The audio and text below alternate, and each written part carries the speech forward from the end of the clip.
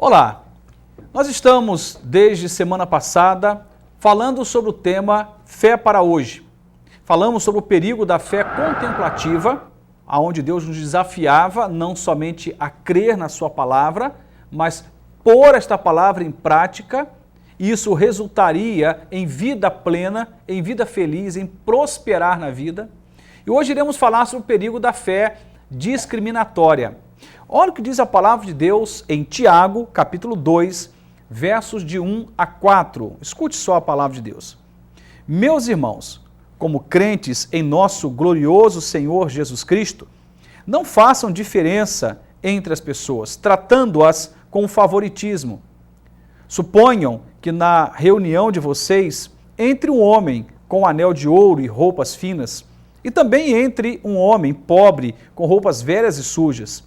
Se vocês derem atenção especial ao homem que está vestido com roupas finas e disserem, aqui está um lugar apropriado para o Senhor, mas disserem ao pobre, você fique em pé aqui ou ali, ou sente-se no chão, junto ao estrado onde ponho os meus pés. Onde estarão fazendo discriminação, fazendo julgamentos com critérios errados?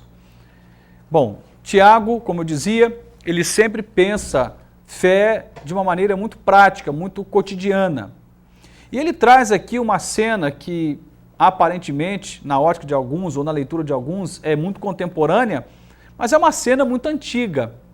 O discriminar está no sangue do ser humano, sobretudo no ser humano caído, adâmico, marcado pelo pecado do Éden. Veja só, à medida em que nós somos pecadores, há uma tendência a errarmos o alvo, ou fugirmos do projeto inicial de Deus, do propósito inicial de Deus. A Bíblia diz que o desejo do Senhor era que ele tivesse uma família de muitos filhos semelhantes a Jesus. Deus, ele amou o mundo inteiro, como diz lá em João 3,16.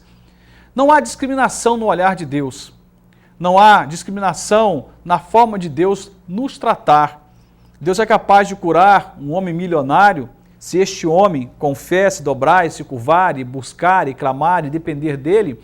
E esse mesmo Deus é capaz de curar um homem na periferia, pobre, desempregado, passando por uma enfermidade que do mesmo jeito se dobra, se curva, clama, busca e na dependência de Deus experimenta algo extraordinário. É o mesmo Deus que pode abençoar uma família abastada, como é o Deus que pode abençoar uma família pobre. O ser humano não pode ser medido por aquilo que ele tem, ou por aquilo que aparentemente ele tem. Isso é terrível, mas infelizmente, sobretudo do capitalismo para cá, nesse sistema econômico, que eu diria que beira a ser demoníaco em vários sentidos, porque faz ou torna, melhor dizendo, as pessoas um objeto, um instrumento, às vezes de barganha, torna o ser humano uma mercadoria. Pessoas são descartadas o tempo todo, é um atropelando o outro, há uma busca exagerada por ter e cada vez mais. Cria-se rede de interesses, de relacionamentos para interesse pessoal, para trazer proveito pessoal.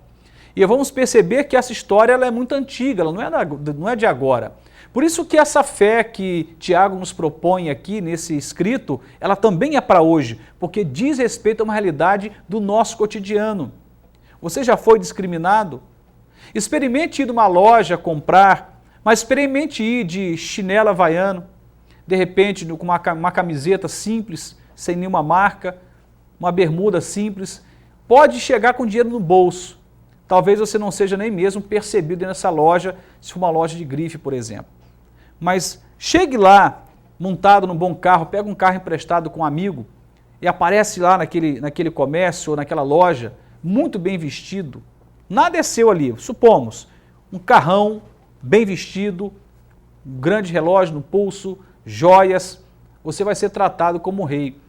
Se você quiser pôr à prova isso, experimente. O resultado não vai ser diferente. Eu lembro de uma ocasião de um sujeito muito simples, morador de uma cidade pequena de Goiás, um fazendeiro muito rico, mas um homem muito simples. E ele então foi até Goiânia para adquirir um veículo, mais um veículo para uma grande frota que ele já possuía para a lida do campo, para a sua plantação, para a sua colheita. E ele foi lá para comprar uma caminhonete à vista, mas ele estava maltrapilho, de botina, bem suja, uma calça jeans surrada, uma camisa surrada, um chapéu surrado e chegou lá para comprar. Ele ficou muito tempo nessa loja e mal o perceberam. E quando o perceberam para convidá-lo a se retirar da loja, porque estava afastando os clientes. Ele então vai numa concorrente daquela loja, daquela concessionária, e compra uma outra caminhonete à vista. E então, depois de algum tempo, sabendo disso, aquele gerente se dá conta que fez uma grande bobagem. Mas já tinha perdido então o privilégio de vender à vista um veículo de grande valor agregado. Simplesmente porque ele estava mal vestido. As pessoas são julgadas por aquilo que elas apresentam ser, não por aquilo que elas de fato são por dentro. Infelizmente, esta é uma realidade. Eu, sinceramente, não tenho a ilusão de que isso vai ser alterado da noite para o dia. Aliás, eu nem sei se isso vai ser alterado algum dia. Mas, quando somos desafiados a andar em Deus, quando somos desafiados a nos entregarmos a Cristo, a vivermos pela palavra, a crermos nos valores do reino de Deus, esta lógica tem que ser quebrada. E Deus nos faz enxergar o ser humano para além daquilo que ele possui. E aqui o texto simula uma situação muito comum que é possível ocorrer nos dias de hoje, em que num certo ambiente de uma reunião entre duas pessoas, uma com anel de ouro, roupas finas, e um outro pobre, mal vestido, o lugar nobre, o melhor lugar vai ser dado a quem? O pobre ou ao rico? Você já tem a resposta. O óbvio está aí. Ao rico, dificilmente o pobre terá ali a primazia de um melhor lugar naquela reunião. Infelizmente, as pessoas tratam umas às outras assim. Ora você é o vilão do processo, ora você é vítima.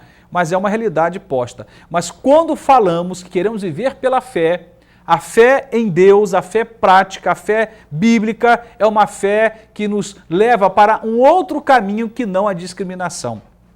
É preciso amar o pobre, o desprovido, o desempregado, o endividado, assim como é também necessário amar o rico, o abastado, o afortunado. É interessante a gente pensar nos dois caminhos, porque às vezes se fala de uma discriminação para com os pobres, mas também eu sei que existe uma grande discriminação para com os ricos.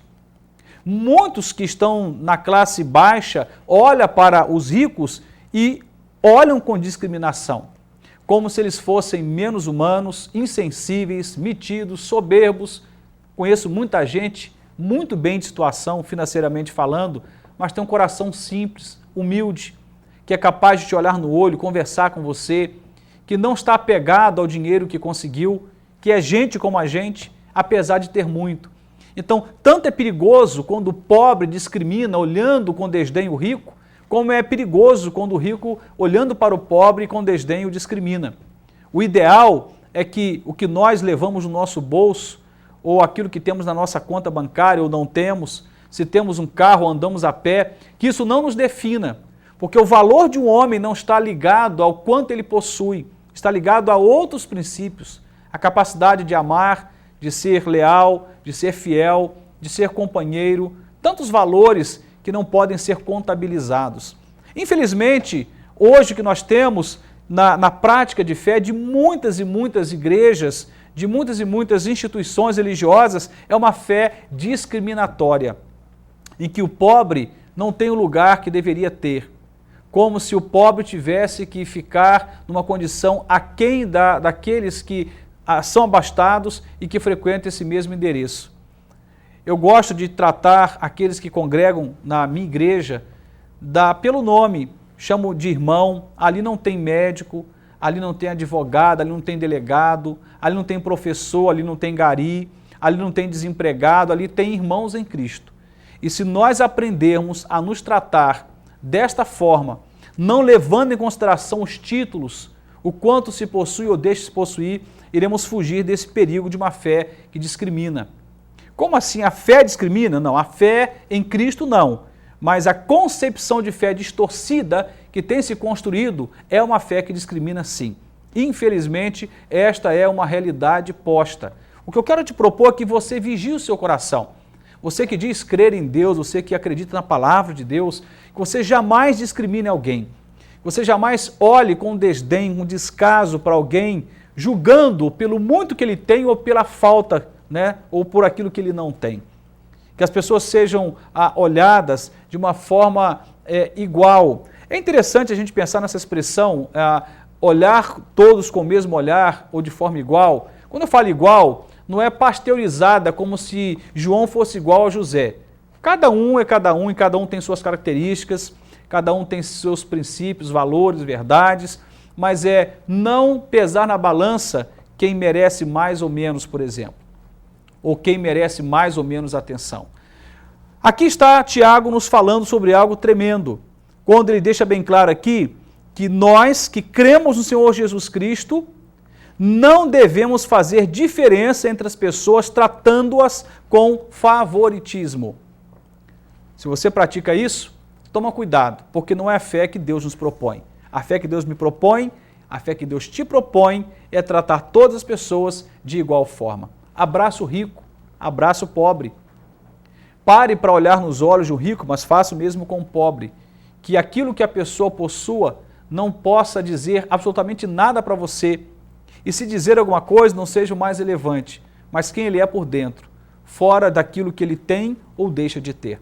As pessoas devem ter significado, e o significado das pessoas não deve estar ligado ao quanto elas possuem ou deixam de possuir.